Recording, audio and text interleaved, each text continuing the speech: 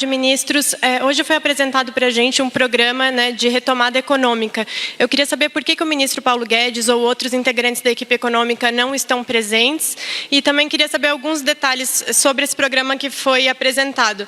Por exemplo, quanto que contempla em recursos públicos, qual a previsão de geração de emprego e só para finalizar, o secretário Salim Matar falou hoje também que o Brasil não tem espaço para gastar como um plano Marshall, como chegou a ser mencionado. Existe alguma contradição nessa fala, com a fala que tem sido feita pelo governo? Primeiro é o seguinte, não existe nenhum plano Marshall. Isso aqui existe o pró-Brasil, tá? Plano Marshall é outra coisa, dos Estados Unidos para fora. Isso aqui não é um programa de recuperação econômica. Ele é de crescimento socioeconômico. É para toda a estrutura, toda essa infraestrutura que foi, vamos dizer, abarcada ou foi atingida pelo coronavírus. Segundo, todos os ministérios estão envolvidos. Se você observar o slide que eu coloquei, você vê que a parte econômica está embaixo, porque ela traspassa todo o espectro do programa como um todo, tá? O importante do programa é que ele tem um prazo, você viu que as datas foram apresentadas, né? Os prazos foram apresentados, né? E ele não tem como eu te dizer agora, eu tenho os dados, mas eu não vou antecipar para você, tem só um ministério, dependendo da retomada dele, ele vai gerar milhões de empregos. Mas eu não vou passar esses dados porque seria leviano da minha parte antecipar algo que vai começar a primeira reunião segunda-feira. Sexta-feira. Os ministérios já têm alguns trabalhos realizados, nós vamos agora coordenar isso aí, tá? E economia faz parte como um todo, ela não é... Geração, assim, um detalhamento, né, sobre a estimativa, tanto em valores gastos, por exemplo. Temos, mas ainda seria leviano eu levantar isso aí para você. A finalidade é voltar, gerar empregos, recuperar infraestrutura e dar a possibilidade do Brasil recuperar toda essa perda que nós tivemos, para poder daqui a um ano ele continuar naquele processo que já vinha sendo estabelecido pelo governo Bolsonaro de retomada, de crescimento do país como um todo. Não é crescimento somente econômico, tá? E tem alguma contradição com a equipe econômica e o restante do governo? Alguma Não, o ministro Paulo Guedes estava hoje na reunião, todos os ministros foram favoráveis ao programa, foi exatamente para sensibilizá-los sem nenhum problema, tá bom? Só queria... Pergunta somente no microfone, por favor. Ministro só para a gente fechar, falando alguma coisa objetiva, nesse período que eu estou aqui, ou um pouquinho antes, a gente distribuiu respiradores para o Ceará, Amazonas, Pernambuco e Rio de Janeiro, tá? Outra coisa, a coletiva técnica vai voltar semana que vem. Eu estou aqui hoje, eu vou dar uma revisada no como vai ser o modelo, os dados vão estar no site do Ministério. E qualquer coisa que vocês queiram perguntar, vocês podem, a gente vai estar sempre disponível mesmo fora da coletiva. Obrigado. Está encerrada esta coletiva de imprensa. Boa tarde a todos. Primeira pergunta, Tiago Nolasco, TV Record. Olá, boa tarde, ministros. A minha pergunta é para o ministro da Saúde. Primeiro, lembrando que o senhor concedeu entrevista para a gente na semana passada, né, para a gente e para outros colegas, então não é a primeira entrevista do senhor. O senhor acabou de falar que tem medidas que podem ser adotadas de relaxamento em algumas cidades. Dá para dar exemplos o senhor falou que vai estruturar, né, as formas dessas medidas, e dá para dar exemplos, quais cidades, quais regiões do país que a gente já pode ter medidas de relaxamento desse isolamento social? Eu não tenho como te dar isso agora, eu vou te dizer como a gente vai fazer, tá certo? O que vai ser levado em consideração? A gente hoje já tem uma matriz pronta. Daqui a uma semana a gente entrega a diretriz completa depois dos ajustes, tá? Se pensa que eu estou aqui há 5 dias, 2 sábado e domingo, está razoável. Então, em uma semana a gente entrega a diretriz. O que acontece hoje? A gente tem que entender. Primeira coisa, o Brasil é absolutamente gigante e heterogêneo. Não tem como uma diretriz dessa não ser customizada para as diferentes partes do país, para os diferentes estados e provavelmente para as diferentes regiões. E aí você vai computar qual é o número de casos novos que deve surgir, somado aos casos anteriores. Qual é a estrutura que você tem hoje de leitos? Quantos por cento estão ocupados? Como é que está a tua parte de recursos humanos? O que você tem que se planejar? E aí uma coisa importante, que aí é um trabalho Ministério, Estado e município, que a gente consiga ajudar justamente nesse processo de adaptação e ajuste e calcular. Uma outra coisa importante que eu queria colocar, que eu estava conversando essa semana, falei com os governadores do Nordeste, é o seguinte: as projeções, isso é uma coisa muito complexa. O que acontece? Quando você vê esses números que são colocados aí, todos eles quase sempre são modelos matemáticos que tentam prever coisas que vão acontecer. Se você pegar, por exemplo, o número que veio, que foi o número que mais assustou, que é o do Imperial College, em que eles falavam que 1.150.000 pessoas morreriam no Brasil. Mas com algum tipo de cuidado específico, cairia para 44 mil. Isso é impossível. Não tem medida que caia de 1.150.000 para 44 mil. Então, o que acontece? Quando você tem... Esses modelos eles têm que ser mais ou menos padronizados. Porque qual é o problema do modelo? Não é que o modelo não seja metodologicamente correto, mas ele depende das premissas que você coloca nele.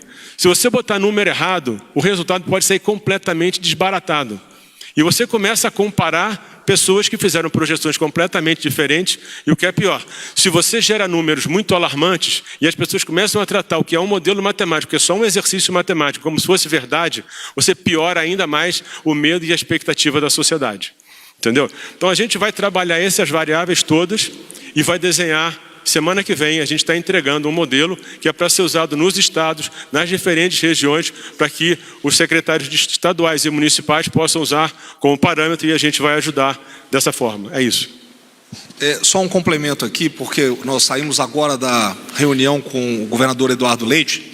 O Rio Grande do Sul já está com esse programa, esse projeto dele pronto.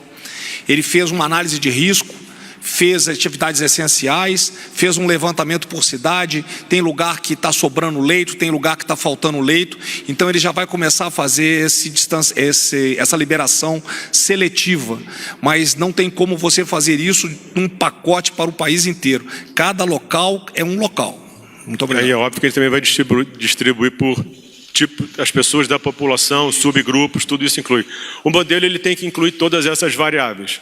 E a gente tem que fazer com que isso reflita cada vez mais a realidade. O modelo não pode ser só um exercício, ele tem que literalmente refletir a realidade. O que a gente tem percebido é que os modelos que projetam no longo prazo, eles erram demais. O que a gente tem que fazer hoje é projetar a curto prazo. Boa noite. Ministro Taixe, o senhor estava explicando agora como é que seria esse modelo, né, que vocês vão discutir, analisar.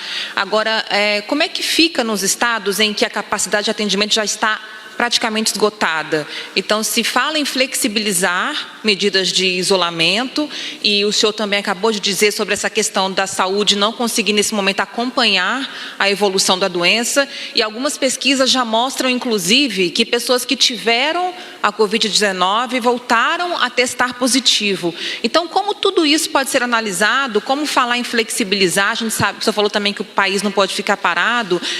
Vai ter estrutura de saúde para atender se os estados começarem a flexibilizar e as pessoas começarem a adoecer ao mesmo tempo, ministro? Bom, primeiro eu acredito que não vai acontecer tudo ao mesmo tempo. Segundo, que a nossa função é justamente fazer isso dar certo. Certo? Isso que você está falando são aquelas variáveis que eu te falei que dificultam muito você entender a doença. Então a gente tem que tentar entender melhor isso aí.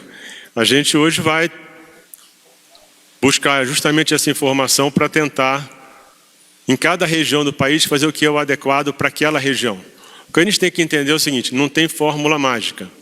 E quase sempre as soluções não são boas ou ruins, elas são bem usadas ou mal usadas. Então o que a gente tem que fazer é saber usar com sabedoria o que a gente tem na mão. Vou dar um exemplo para vocês. A gente fala em teste em massa. Não tem teste em massa. Se vocês imaginarem a Coreia do Sul, que é uma referência, eles fizeram 11 mil testes por milhão de pessoas. Isso não é teste da população, isso não é teste em massa.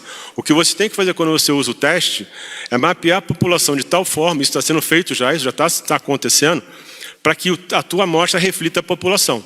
A Itália, por exemplo, ela fez 25 mil testes por milhão, mais do dobro da Coreia. E a Itália foi aquele desastre. O que eu estou te mostrando é o seguinte: mais do que qualquer coisa, a sabedoria de ter o dado, interpretar o dado e tomar ações a partir disso vai fazer toda a diferença. Próxima pergunta, Caroline Rosito, TV CNN.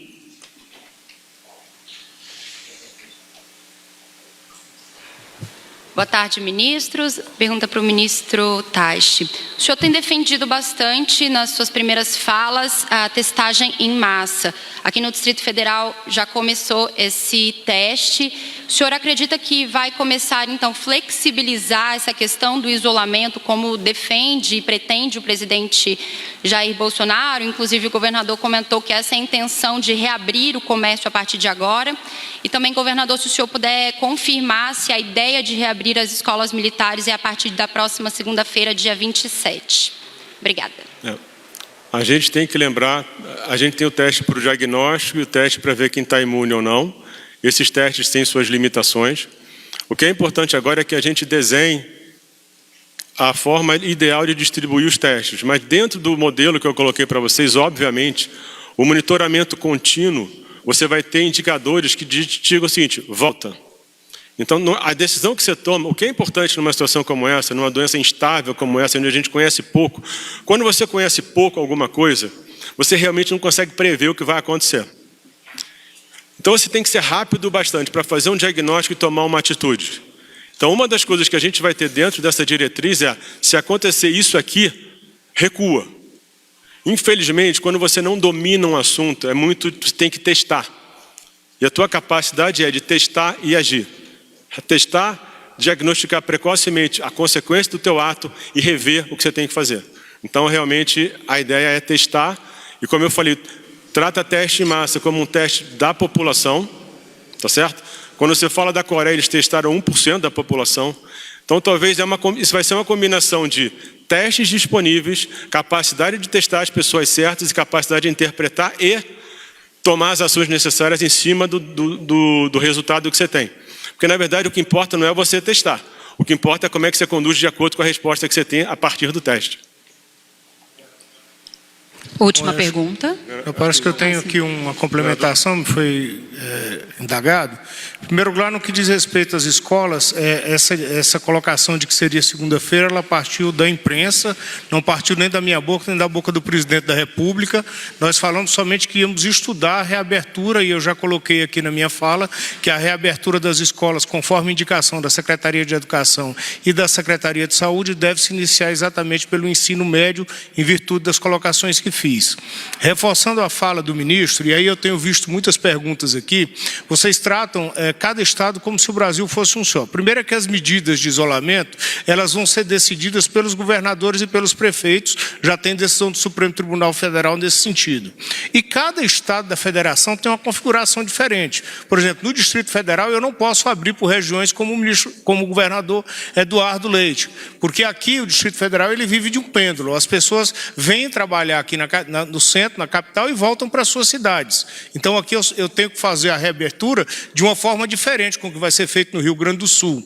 Outra coisa que eu tenho observado também nas falas, e isso causa de repente uma divergência, é porque você tem cidades, por exemplo, em São Paulo, como é o caso da capital, em que o sistema está assim perto do colapso da saúde.